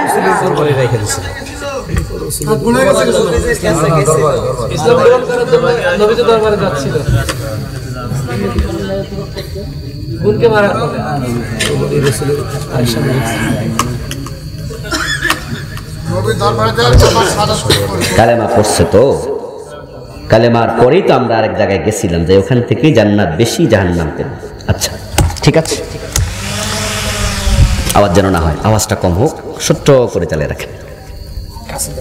আমার বন্ধু বলছিলাম জান্নাতের পথ দেখানোর জন্য আল্লাহ কোরআন পাঠাইছে। এখন এই জান্নাত যে বেশি বানাইছে, অনেক বড় করে বানাইছে, এই জান্নাত যদি পেতে হয় আপনাকে কোরআনের কাছে যেতে হবে। জান্নাতের পথ বলছিলাম হযরত আদমের প্রসঙ্গে, এত বড় জান্নাত আদম আর হাওয়ার জন্য বানায় নাই, ঠিক কি না? এইখান থেকে আইছিলাম ভাই, গেছেন বুইল্লা, আমারই মনে করা লাগলো। আদম আলাইহিস সালাম আল্লাহ দুনিয়ায় পাঠালেন, মা হাওয়ারে পাঠালেন। মনে রাখবেন, ওই গাছের কাছে গেছে, গাছের ফল খাইছে, তাই বলে শাস্তি হিসাবে আল্লাহ দুনিয়ায় পাঠান নাই। এটা আল্লাহর পরিকল্পনা, আল্লাহর পরিকল্পনা। সহিহ মুসলিম হাদিসটা এসেছে, অনেকে বলে শাস্তি স্বরূপ পাঠাইছে, গানও লিখছে, একটা গন্ধমের লাগিয়া সৃষ্টি করিল খোদা দুনিয়া, আদম খাইলো আর হাওয়া খাইলো, এরপরে কি ইবলিস শয়তানে তার আশা পুরাইলো। টুনটুনা টুনটুন গান আছে না? আমি ভালো কইরা সুর দিয়া গাই না, গাইলে ইউটিউবাররা কাইটটা আবার এটা গানে লাগাই দেয়। এই জন্য আমি এমন ভাবে গাইছি এটা যেন জুট করতে না পারে। কিছু কিছু বক্তা আছে তাদের গানের সাথে সিনেমার গান জুড়ে দেয়, আছে না? ওরা মানুষের বোঝানোর জন্য হয়তো গাইছে, আর এত সুন্দর করে কাইটটা নিয়ে সিনেমার গানের লগে টিকটক বানিয়েছে। এই জন্য আমিও চালাক আছি, এমন ভাবে গান হইরা যেন কুলাইতে না পারে। গান গেয়েছে, একটা গন্ধমের লাগিয়া সৃষ্টি করিল খোদা দুনিয়া, আস্তাগফিরুল্লাহ, আদম খাইলো আর হাওয়া খাইলো, ইবলিস শয়তানে তার আশা পুরাইলো। এই চিন্তার বিরোধী হাদিস, সাংঘর্ষিক। হযরত মূসা আলাইহিস সালামের সাথে আদম আলাইহিস সালামের সাক্ষাৎ হলো। নবী মুহাম্মদুর রাসূলুল্লাহ বলছেন, সাক্ষাৎটা কোথায়? রূহের জগতে নাকি মেরাজের রাতে? আল্লাহর রাসূল বলেন নাই, ব্যাখ্যা করেন নাই, তিনি বলছেন সাক্ষাৎ হলো সাক্ষাৎ হওয়ার পরে মুসা আলাইহিস সালাম আদম আলাইহিস সালামকে ধরে বসলো, বাবা আদম আপনি কেন ওই গাছের কাছে গেলেন? যদি না যাইতেন তাহলে আপনারে আল্লাহ জান্নাত থেকে বের করতো না, আমরাও তো আপনার পৃষ্ঠদেশে মেরুদণ্ডের হাড্ডিতে ছিলাম, আপনিও আরামে থাকতেন, আমরাও আরামে থাকতাম। ওই গ্যাসের কাছে গেলেন, গ্যাস লাগাইছে। আদম আলাইহিস সালাম বলে, মুসা তুমি আমার দোষটা দিলা। আচ্ছা তোমার কাছে তাওরাত নাজিল হয়েছে না? হয়েছে। তুমি কি জানো আল্লাহ তাওরাত আগে লিখছে না আমারে আগে বানাইছে? মুসা নবী কয় জানি, আপনারে বানানোর আগে তাওরাত লিখছে। তাহলে তাওরাতে তো পাইছো, সেখানে আছে ও আসা আদামু রাব্বাহু ফাগাওয়া, সেখানে লিখা আছে আদম তার রবের অবাধ্যতা করেছে তাই পথ হারা হয়েছে। লিখা পাইছো নি? কহে পাইছি। তাহলে আবার তুমি বলো আমারে বানানোর আগে আল্লাহ লিখে লাইছে, দোষটা আমার কেমন হইল? রাসূলুল্লাহ সাল্লাল্লাহু আলাইহি ওয়াসাল্লামের হাদিসের শেষ দিকে 3 বার বলছেন ফাহাজ্জা আদামু আলা মুসা, ফাহাজ্জা আদামু আলা মুসা, ফাহাজ্জা আদামু আলা মুসা। মুসার উপরে ওই বিতর্কে ওই ঝগড়ার সময় আদম বিজয়ী হয়েছে, আদম বিজয়ী হয়েছে, আদম বিজয়ী হয়েছে। মুসা নবী মাথা নত কইরা কইছে, আব্বা ঠিকই কইছেন, আপনার কোনো দোষ। এটা আল্লাহর পরিকল্পনা। শুধু আদম আর হাওয়ার জন্য এত বড় জান্নাত আল্লাহ বানায় নাই। আদম হাওয়াকে দুনিয়ায় পাঠায় আল্লাহ কয়, ও আদম ফাইম্মা ইয়াতিয়ান্নাকুম মিন্নি হুদা, যে জান্নাত থেকে তোমাকে দুনিয়ায় পাঠিয়ে দিয়েছি, আবার কোন রাস্তায় চললে জান্নাতে আসা যায় সে রাস্তা আমি আল্লাহই দেখাবো। মিন্নি মিন্নি আমার পক্ষ থেকে যাবে। ওয়াদা এই জান্নাতে তুমি আবার ফিরে আসবা, একা নয়, তোমার লক্ষ লক্ষ সন্তানও আসবে। সুবহানাল্লাহ, এত বড় জান্নাত দুইজনের জন্য বানাই নাই। তবে শর্ত একটা, ফামান তাবিআ হুদায়া, যে আমার দেখানো হেদায়েত ফলো করবে, অনুসরণ করবে, ফালা খাউফুন আলাইহিম ওয়ালা হুম ইয়াহজানুন, তাদের জন্য কোনো টেনশন নাই, কোনো দুশ্চিন্তার কারণ নাই। আমার হেদায়াত অনুসরণ করবে, এই ওহী যে অনুসরণ করবে, ওহী তাকে আমার জান্নাতে আবার পৌঁছায়া দেবে। এখন আপনারাও জান্নাত চান, জান্নাত যদি চান হেদায়াতের কাছে যান, কোরআনের কাছে যান। কিন্তু পরিতাপ, কোরআনের কাছে মানুষ বেশি যায় না জান্নাত পাওয়ার জন্য পীরের দরবারে বেশি যায়? রাগ করবেন? সত্য কথা বলুন, কোরআনের কাছে বেশি যায় না পীরের কাছে বেশি যায়?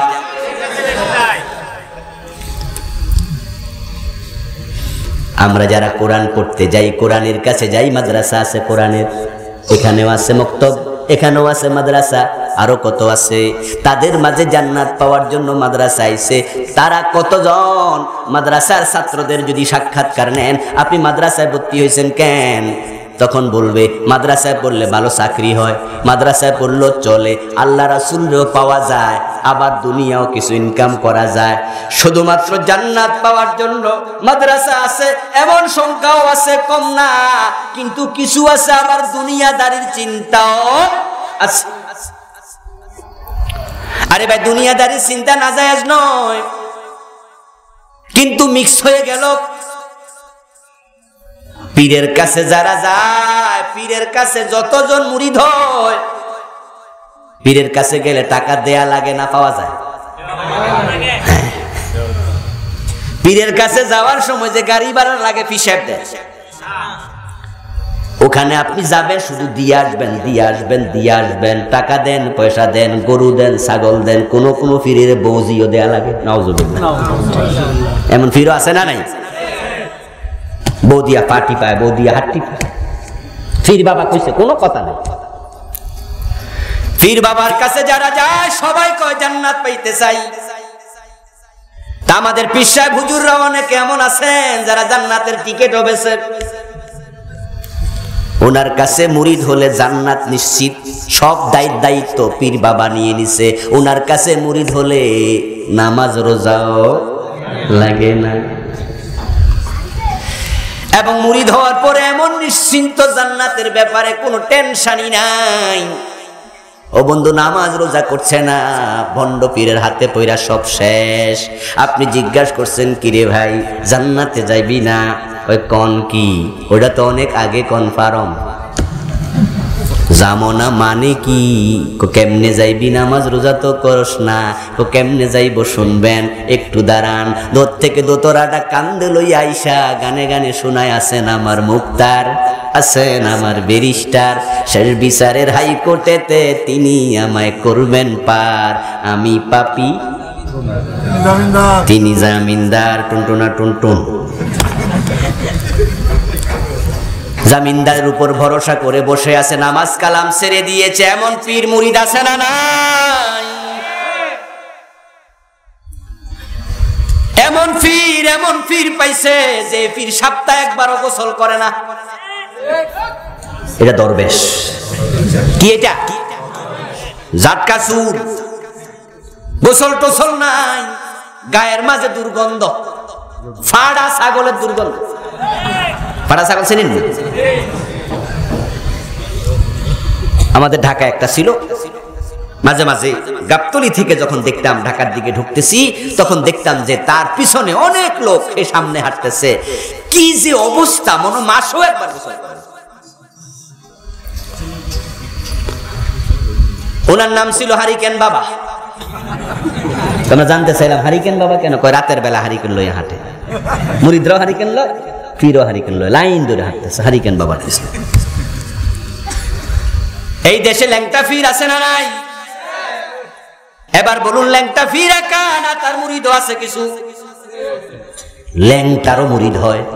যারা ল্যাংটার মুরিদ হয় তাদেরও জান্নাত পাওয়ার শখ আছে না নাই? হারিকেন বাবার মুরিদদের জান্নাত পাওয়ার শখ আছে না নাই? বাবা কইয়া দিছে উনার হাতে বায়াত হলে জান্নাতের দায় দায়িত্ব সব উনি নেবে। আমার ভাইয়েরা, ওই লোকগুলো জান্নাত পাওয়ার জন্য পীরের দরবারে গেল। আপনারা অনেকে পীরের কাছে গিয়েছেন, এখানে আছেন, আমি মানা করি না, পীরের কাছে যাওয়া যায়, তবে একটা শর্ত আছে, ওই পীর কুরআন হাদিস ওয়ালা হওয়া লাগবে। পীর যদি কুরআন হাদিসের বাহিরে চলে যায়, ওই পীরের মুরিদ হওয়া যায় নাই। পীর আপনার একজন উস্তাদ মাত্র, এর চেয়ে বেশি কিছু না। আপনি কোরআন হাদিসের কাছে যাবেন হেদায়েতের জন্য।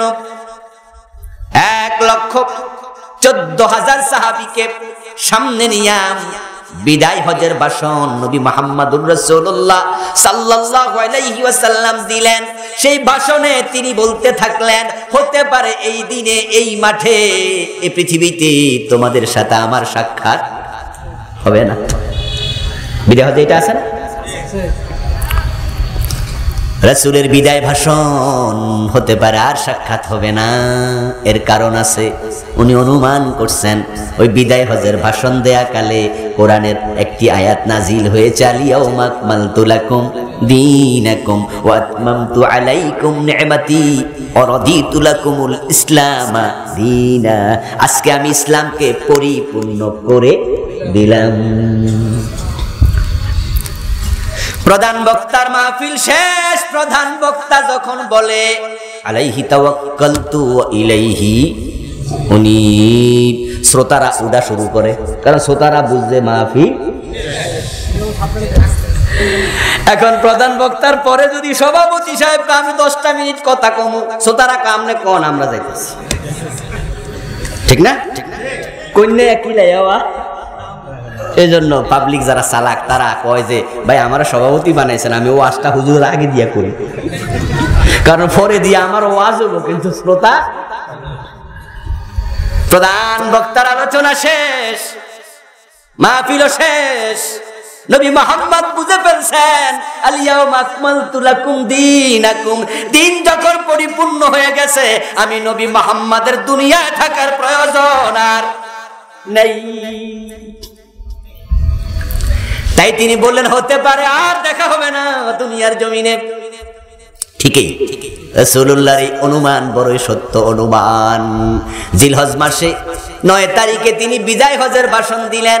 জিলহজের পরে আসলো মুহররম, তারপরে সাফার, তারপর রবিউল আউয়ালের 12 তারিখ তিনি দুনিয়া থেকে চলে গেছেন। আল্লাহর হাবিবের বিয়োগান্তের খবর সাহাবারা যখন শুনলেন রাসূলের মুখ থেকে, তারাও বুঝে ফেলেছেন নবী মুহাম্মদ বেশি দিন থাকবেন না। কাঁদতে কাঁদতে অনেকে অস্থির হয়ে গেলেন, চক্ষু অশ্রুসিক্ত হলো, বদন মলিন হলো, বেকারার হয়ে গেছেন কেউ কেউ, কারণ তারা নবী মুহাম্মদুর রাসূলুল্লাহকে নিজের জীবনের চেয়েও বেশি ভালোবাসতেন।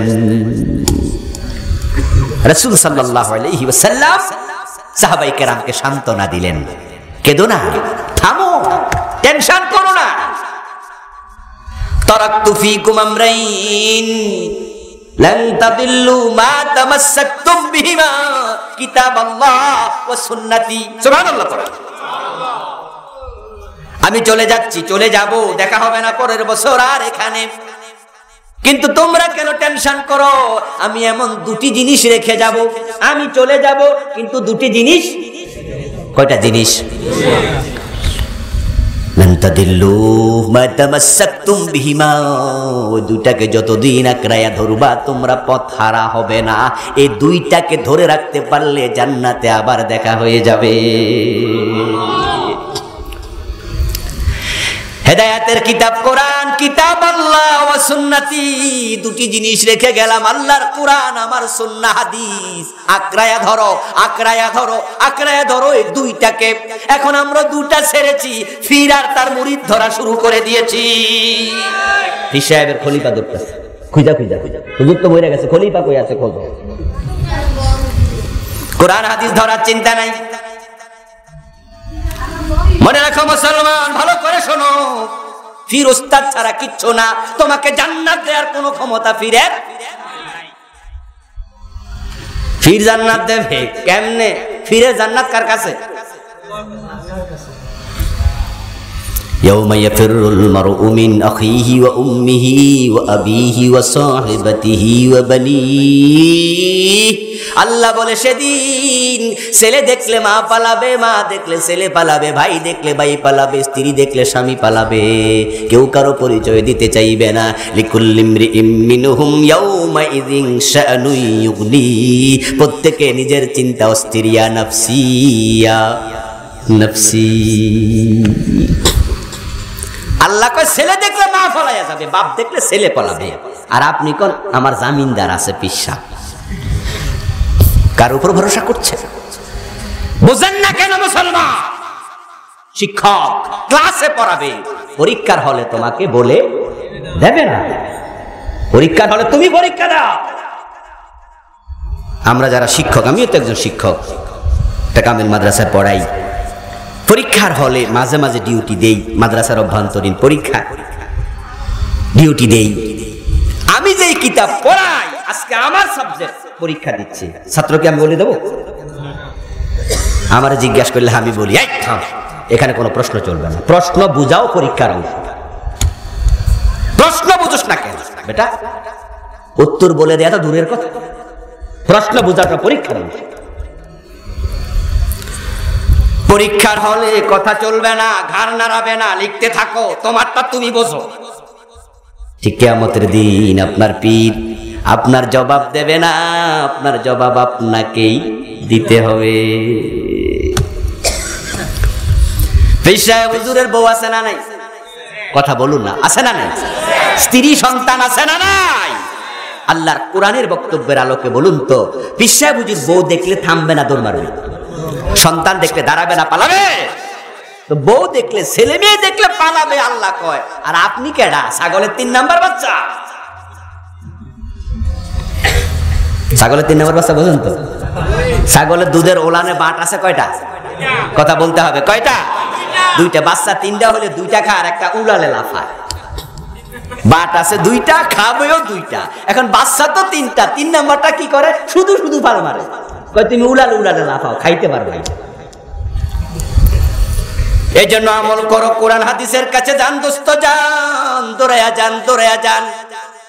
এ কোরআনের মাদ্রাসায় ছাত্র দেন, সন্তান দেন, পরিতাপ আজকে আমরা কোরআন ছেড়ে দিয়েছি, দৌড়াচ্ছি আমরা বন্ড পীরের কাছে। ওই পীর আপনাকে জান্নাতে নেবে কিভাবে সম্ভব? এজন্য আমি বলবো যে পীরের কাছে কোরআন হাদিস নাই, ওই 10 বছর চলে গেছে এখনো কোরআন তেলাওয়াত জানে না। পীর সাহেব শুধু জিকির শিখায়, জিকির। তাসবিহ ছিল 100 দানার, এখন হইছে 1000 দানার। দাঁড়িয়ে হইছে, টুপিও হইছে, পায়জামা পাগড়ি পাঞ্জাবিও হইছে, জিকির আজকারও বাড়ছে, কিন্তু কোরআনটা শিখা হয় নাই। আপনি নফল নিয়ে আসেন, ফরজের খবর নেই। এটা সুন্নাহ, এটা সুন্নাহ মুস্তাহাব্বা, পাঞ্জাবি সুন্নাহ মুস্তাহাব্বা, জিকির সুন্নাহ, সকাল সন্ধ্যা করবেন, নিশ্চয় করবেন, আমিও বলি করবেন। কোরআন হাদিসে জিকিরের ফজিলত আছে অনেক, আপনাকে আমি বলি করেন। আপনার পীর আপনাকে জিকির করতে বলছে, সব ঠিক আছে, কিন্তু কোরআন পড়তে বলে নাই। এটা হক্কানি পীর হতে পারে না। আমার বন্ধু নামাজ অবস্থায় পাগড়ি মাথায় দিছেন, দেখতে বড় সুন্দর লাগে। ফেরেশতারা বদরের যুদ্ধে যখন আসছে তাদের মাথায় পাগড়ি ছিল। রাসূলুল্লাহ পাগড়ি পরতেন, সাহাবায়ে কেরাম পাগড়ি পরতেন। পাগড়ির ফজিলত আছে, এটা দারুণ একটি ইবাদত, ভালো ইবাদত, পোশাকের সুন্নাহ। হুজুর পাগড়ির ওয়াজ করছে, এই ওয়াজ শুইনা মুসল্লি তো পাগড়ি ছাড়া নামাজ পড়ে না। একদিন বাজারে গেছে, আসতে একটু লেট হয়ে গেছে, মাগরিবের আজান হয়ে গেছে। এখন পাগড়ি নিতে তো আজকে মনে নাই, পাগড়ি ছাড়া নামাজ পড়ে না। হুজুরের ওয়াজ মনে হইয়া গেছে, ফেরেশতারা পাগড়ি মাথায় দিয়ে আসছে বদরের যুদ্ধে, আমার হুজুরও পাগড়ি ছাড়ে না। এখন মুয়াজ্জিন সাহেব কয়, এই ভাই আজান তো দিয়া দিছি, জান কেন নামাজটা পড়েন? উনি কয়, পাগড়ি তো আনি নাই। ঠিক আছে, ঠিক আছে, পাগড়ি নিয়ে মসজিদে আসলে জামাত পাবো না, ব্যবস্থা একটা করি, লুঙ্গিটা খুইলা মাথায় বাঁধছে।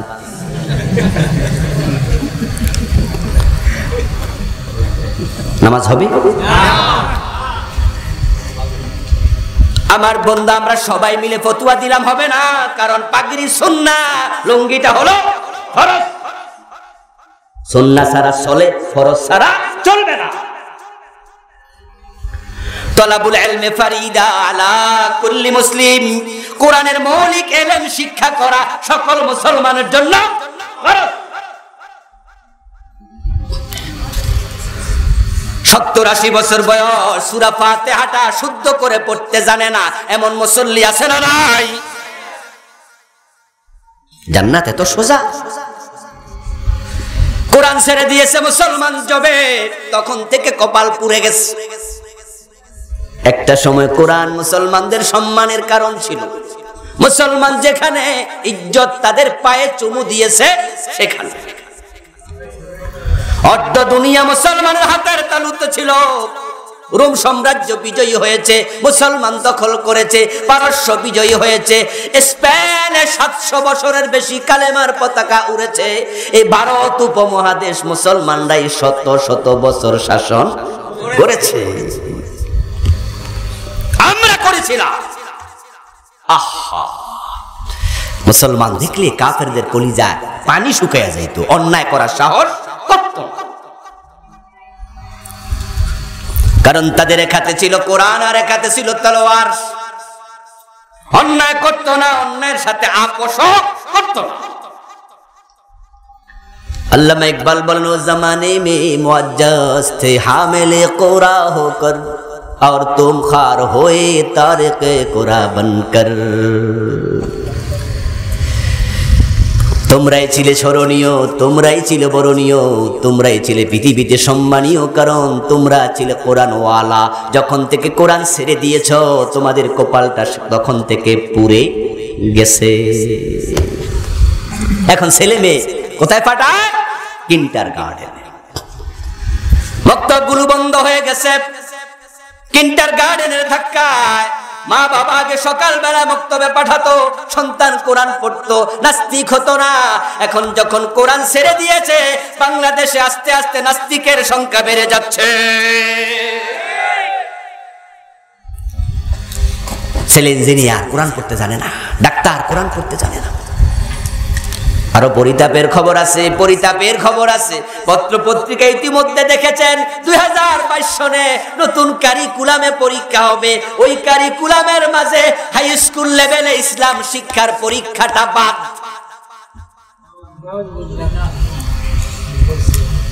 হাই স্কুল লেভেল 100 নাম্বার ছিল, আগে ইসলাম শিক্ষা ছিল না, ধর্ম শিক্ষা 100 নাম্বার। 2022 সনে নতুন কারিকুলাম হচ্ছে, হাই স্কুলেও পরীক্ষা ইসলাম ধর্ম বাদ।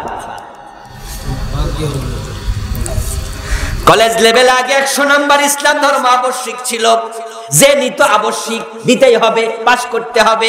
এখন নতুন যে কারিকুলাম চলছে ওই কারিকুলামে 100 নাম্বার ইসলাম ধর্ম আছে, তবে ঐচ্ছিক। আর সামনের কারিকুলামে পরীক্ষাটাই নেই।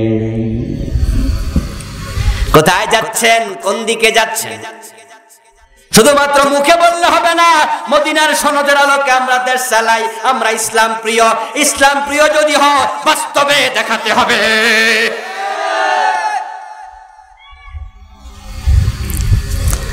এই জন্য আমি অনুরোধ করতে চাই, সন্তান কোরআনওয়ালা বানাও। এমন সন্তান বানাবেন ভাই, আপনার পড়ার পরে কলিজার টুকরা সন্তান যেন জানাজার ইমাম হয়ে যায়।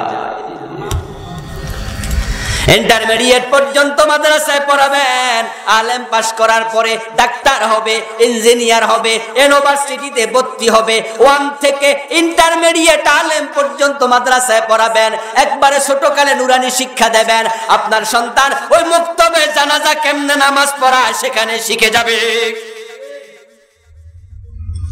বাবা আল্লাহর সামনে নিয়া সন্তান যখন দাঁড়ায় দোয়া পড়ে, আল্লাহুম্মা গফিরলি হাজ্জিনা ওয়া মাইয়িতিনা, ও আল্লাহ আমাদের জীবিতদের ক্ষমা করে দাও, আমাদের মৃতকে ক্ষমা করে দাও। ওনার দোয়াটা মুখ দিয়ে আসে না, ইমামের দোয়া আসে মুখ থেকে।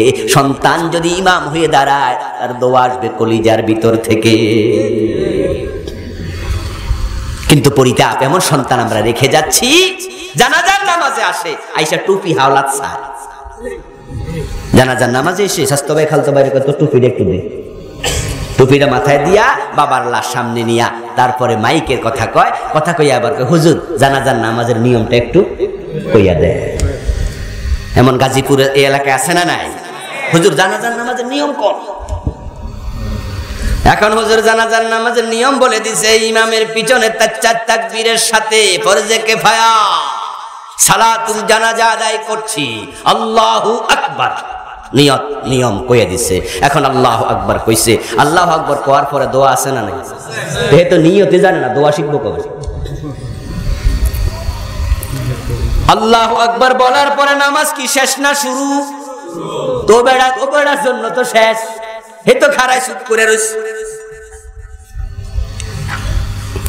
কয়দিন আগে একজনের লেখা পড়লাম সোশ্যাল মিডিয়ার, ছেলে একজন বড় অফিসার, বাবার জানাজা দাঁড়ায়া আছে, বাবার জানাজার নামাজে দাঁড়ায়া ইমামের পিছনে নামাজ পড়ছে, আল্লাহু আকবার আল্লাহু আকবার আল্লাহু আকবার। ইমাম তৃতীয় তাকবীর যখন দিল, তৃতীয় তাকবীরের একটুকু পরে ওই ছেলেটা চিৎকার দিয়া নামাজের ভিতর হাউমাউ করা শুরু করছে, চিৎকার দিয়ে কান্না শুরু করেছে। ইমাম সাহেব চতুর্থ তাকবীর দিয়া সালাম ফিরায়া ও বেটার বুকের সাথে জড়াইয়া ধইরা কয়, বাবা মরে গেছে তাই মনে বড় দুঃখ, তাই কান্না আইছে। লোকজন সান্ত্বনা দেয়, কাঁদিস না, আমরা তো আছি, আমরা তোমাকে সান্ত্বনা দিচ্ছি। তোমার চাচা আছে, জেঠা আছে, তারা কয় কাঁদিস না বাবা, বুঝছি তো দুঃখ হবেই, বাবা মারা গেছে। অফিসার কয় আমারে ছাড়ো, আমি বাবা মরে গেছে এই দুঃখে কাঁদি নাই, তাহলে কেন কাঁদলা? তখন ছেলে বলতেছে, তৃতীয় তাকবীর দেওয়ার পরে একটা বড় দোয়া আছে, আমি মক্তবে থাকতে এটা একবার শুনেছিলাম, মুখস্থ করেছিলাম, বড় হওয়ার পরে আর এই দিকে মুখ করি নাই, ওই দোয়াটাও জানি না। এখন আমি তৃতীয় তাকবীরের পর ওই দোয়াটা স্মরণ করতে পারছিলাম না, আমার মনে বড় দুঃখ হলো। পাবলিক আমার বাবার জন্য দোয়া করে, ছেলে হইয়া হতভাগা, দোয়াটাও জানি না। আমার বুক ফেটে চিৎকার আসছে, কি ছেলে হইলা? এমন ছেলে আমাদের সমাজে আছে না নাই? দোয়াটা পর্যন্ত জানে না, কেমনে বাবার জন্য দোয়া করবে? এমন সন্তান জন্ম দেয়াছে না দেয়া রেখে যান একজন আলেম সন্তান, মাদ্রাসায় পড়ান, কোরআনওয়ালা বানান, হতে পারে আপনার সন্তান আপনার জান্নাতের উসিলা হয়ে যাবে। আল্লাহ তাআলা আমাদের সকলকে কোরআনমুখী হওয়ার তৌফিক দান করুক, জোরে বলে আমিন। হাদা মা ইনদি ওয়াল ইলমু ইনদাল্লাহ আলাইহি তাওয়াক্কালতু ওয়া ইলাইহি উনীব। আমরা একসাথে দোয়া করে বিদায় নেব ইনশাআল্লাহ। তাবারাকতা ইয়া যাল জালালি ওয়াল ইকরাম রব্বানা লাকাল হামদু কামা ইয়ানবাগি লিজালালি ওয়াজহিকা ওয়া আযীমি সুলতানিক। والصلاة والسلام على نبينا محمد وآله وأصحابه أجمعين رب ارحمهما كما ربياني صغيرا। আয় রাব্বাল আলামিন, আমরা যারা হাত তুলেছি আমাদের জীবনের গুনাহগুলো মাফ করে দাও। হে আল্লাহ, আজকের মাহফিলে যারা আমরা এসেছি মনিব, আমাদের সকলকে তোমার গোলাম বানায়া দাও। আমাদের সালাম তোমার বন্ধুর রওজা মোবারকে পৌঁছায়া দাও। মনিব যারা এসেছি, কারো মা নাই, কারো বাবা নাই, দাদা নাই, দাদি নাই, নানা নাই, নানি নাই, আপনজন প্রিয়জন চলে গেছেন অন্ধকার কবরে। সবার সব গুনাহ ক্ষমা করে দাও, সবার কবরকে জান্নাতের টুকরা বানায়া দাও। আয় রাব্বাল আলামিন, আমরা যারা হাত তুললাম, যার মনে যে নেক আশা আছে পূরণ করে দাও, যার যে বিপদ আছে দূর করে দাও। এই আল্লাহ, দারুল উলুম ইসলামিয়া এই মাদ্রাসা এতিমখানাকে হেদায়াতের মারকাজ বানায়া দাও। আল্লাহ, এলাকাবাসীর অন্তরে মাদ্রাসার দিকে ঝুঁকায়া দাও। এই মাদ্রাসা থেকে হাজার হাজার দিনের দায়ী তামাম দুনিয়ায় তুমি ছড়ায়া দাও। আয় রাব্বাল আলামিন, আমাদের সকলকে কোরআনের বন্ধু বানায়া দাও। এ আল্লাহ, 2 দিন ব্যাপী তাফসীর মাহফিল তুমি কবুল করে নাও। এ মাহফিলের 2 দিনের সভাপতি, প্রধান অতিথি, বিশেষ অতিথি, উদ্বোধক, এ আল্লাহ অন্য যারা আছেন মেহেরবানি করে সকলকে তোমার দ্বীনের জন্য কবুল করে নাও। এ আল্লাহ, প্রিয় ভাই গুলজার, তার মা অসুস্থ, দোয়া চেয়েছেন, তাকে তুমি সুস্থ করে দাও। আয় রাব্বাল আলামিন, আমরা যারা হাত তুলেছি, ই আল্লাহ, আমাদের সন্তানদেরকে মানুষের মতো মানুষ হওয়ার তৌফিক দাও। আমাদের হালাল জীবিকা বাড়ায়া দাও, হারাম থেকে বেঁচে থাকার তৌফিক দাও। এ আল্লাহ, যার ঋণ আছে পরিশোধ করার সুযোগ করে দাও। নিঃসন্তানকে সন্তান দিয়ে দাও, ছেলে নাই ছেলে দাও, মেয়ে নাই মেয়ে দাও। এ আল্লাহ, আমাদের পরিবার পরিজন সকলকে রহমতের চাদর দিয়ে ঢেকে দাও। মনিব বাংলার জমিনকে কোরআনের জন্য কবুল করে নাও।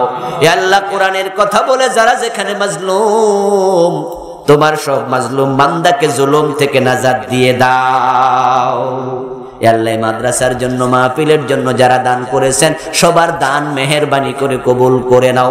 সাল্লি ওয়া সাল্লিম ওয়া বারিক আলা নবিয়িনা মুহাম্মাদিন ওয়া আলিহি ওয়া আসহাবিহি আজমাইন।